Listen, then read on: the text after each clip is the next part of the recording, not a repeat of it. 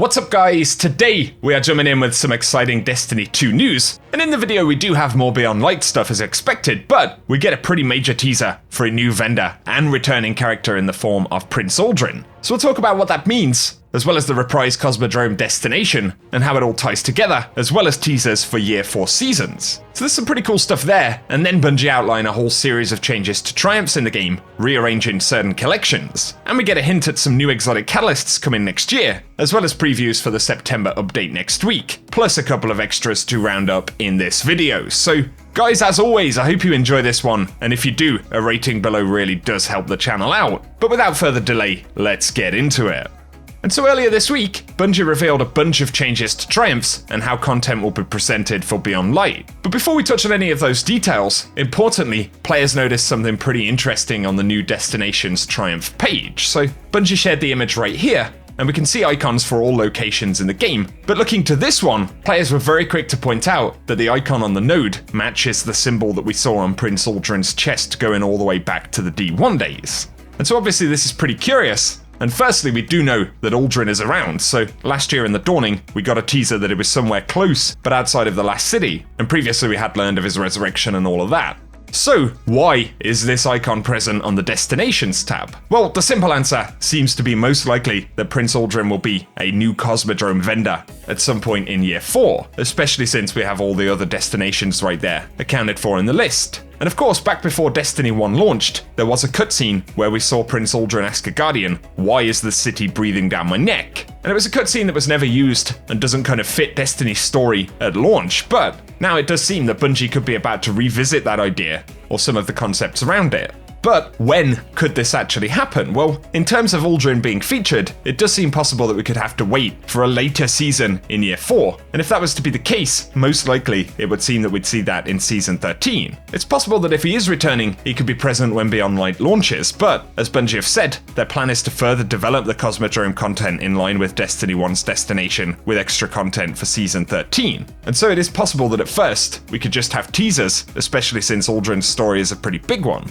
But nonetheless, it's very exciting. This could potentially be further supported by a tiny teaser that Bungie posted with colours for Year 4 seasons. So on the season cards at the bottom, we can see the Stasis Blue for Season 12, and then a nice purple for Season 13, and two immediate potential links would be House of Dusk, or, of course, the Awoken, and that could pair with Uldren's return. And then for Season 14, we've got the red colour, and yellow for Season 15. And so these will probably be loosely tied to the themes of those seasons, but nonetheless, I'd say it looks pretty likely that Uldren's going to return in Year 4. So what do you guys think about that? I know we kind of had a feeling it would happen, but I'd say this is real evidence that it's likely to happen, so I'd love to get your thoughts in the comment section. Now, Bungie's preview image also suggests some of the content that we'll see in Year 4 in the form of catalysts. So, in the new Catalyst tab image, we can spot catalyst icons for Deathbringer, Leviathan's Breath, and Heir Apparent. So it stands to reason that we're going to get some of them in Year 4. And of course, Bungie roll out catalysts fairly slowly, so these could be being lined up for various different seasons, but it seems relatively likely that they'd only make it into the image if they were intended to be used, especially with Bungie having to make dedicated icons for each weapon catalyst. So either way, it's something else to look out for. Here, Bungie gave us a bunch of details about how they're going to be adjusting triumphs and certain collection stuff inside of Beyond Light. And they say that the target is to have an evolving set of triumphs for an evolving world. So starting in November, they'll create a career score that represents the totality of what you've done in Destiny 2, as well as a separate active score for things that can only be done right now live in the game. On top of this, they want to focus generic triumphs into a leaner lifetime set that covers the basics of being a Guardian, and then organize the rest of the triumphs around seasons and destinations, while tracking the history of what you've done as legacy triumphs. And so those are kind of the overall goals there, but they say that Beyond Light will include a set of triumphs that targets this year's destination, Europa. All of the triumphs will have a score, and they include content on the destination, which comprises of story missions, strikes, the raid, lost sectors, and even some secrets they tease right there. And then they'll have a separate set of triumphs that targets the Season 12 content. So once again, they'll all have a score. The triumphs will stick around for as long as the season does. And while active, the seasonal triumph score will contribute to your active score. And then when the season is no longer available, that set of triumphs will move into the Legacy Triumphs tab. They're no longer going to contribute to the active score, but they'll still contribute to the career score. And so a bit of a different approach there. Bungie trying to communicate kind of the stuff that's affected by the live game, but also build that legacy over time, right? And so for this year, in-game, Bungie say they'll remember the Triumph score and display it on the updated Triumph screen, while also remembering every Triumph that contributed to a seal, and we'll be able to view these through the seals under Legacy Triumphs, and we'll still be able to equip titles we've earned going forward. And they say there will be a demonstration set targeting the Leviathan that shows us how this works. And they've stored the completion state of every Triumph we've ever finished in the game, even for ones that won't be displayed in the game at launch of Beyond Light, but they're working to flesh out categories that those Triumphs live in. And so quite a few changes to that system overall. And they say, in terms of Triumphs that will continue to be earnable after the start of Year 4, they'll break out the Luna, Dreaming City, Tangled Shore, EDZ, and Nessus Triumphs into their own destination sets, and keep them available and contributing to the active Triumph score. And then they'll move our progress into any Triumph that still exists, and in some cases, they've reduced the size of the Triumph sets to make it easier to understand for new players, and that will include Gambit, Crucible, and Vanguard.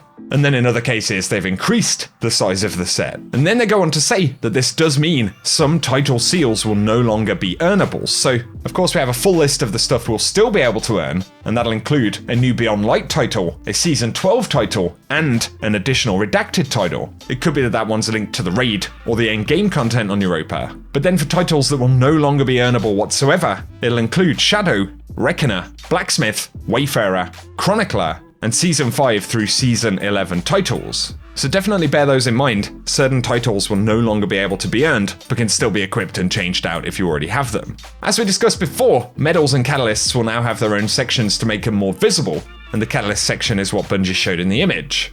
And then lore is going to have its own section and a brand new UI to show off book covers and improve the reading experience, with all lore up through Season of Arrivals being available to all players. And so once again, definitely a large list of system changes and kind of reworks and reshuffling to Triumphs and collections in the game. So give us your thoughts about any of those down below. But once again, bear in mind some of that content, and specifically titles that'll no longer be available after this year. Now though, to briefly mention the update that we're going to see next Tuesday on September 8th. This is 2.9.2, and Bungie say that at 9 AM PDT, D2 service maintenance will begin, with D2 being taken offline at 9:45 AM, and then the new update beginning to roll out at 10 AM. And so it's going to be a pretty similar update experience to what we usually see with Destiny. And there are a few fixes that'll be inside of the update. Spawn effects freezing Gambit matches, Redrick's Broadsword now being available to reclaim from collections, and then Spider offering 3 weekly adventure bounties, up from 1, as well as a fix for the exotic perks on Merciless and Jade Rabbit, and providing additional bad luck protection on sleeper nodes. But something else that's probably going to start alongside that update will be the Evacuation exotic quest.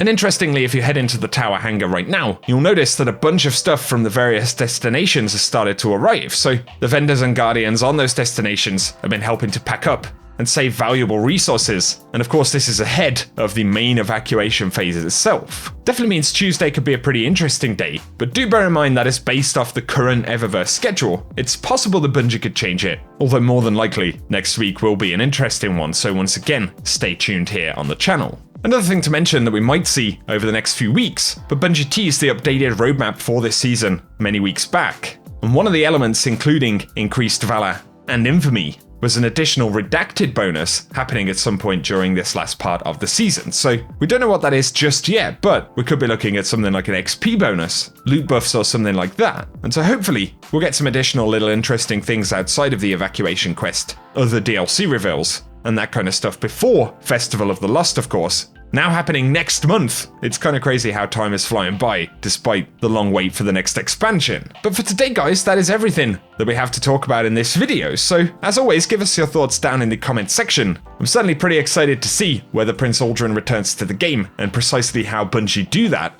Once again, my guess is that they would wait for Season 13, especially with us having a lot of story and content in Season 12. But let us know your thoughts on any of the changes in the comments section. And if you've enjoyed the video, a rating really does help us out on the channel, but also get subscribed so I can keep you posted on the world of Destiny 2. And for now, I appreciate you tuning in, guys, and hope you have an awesome day.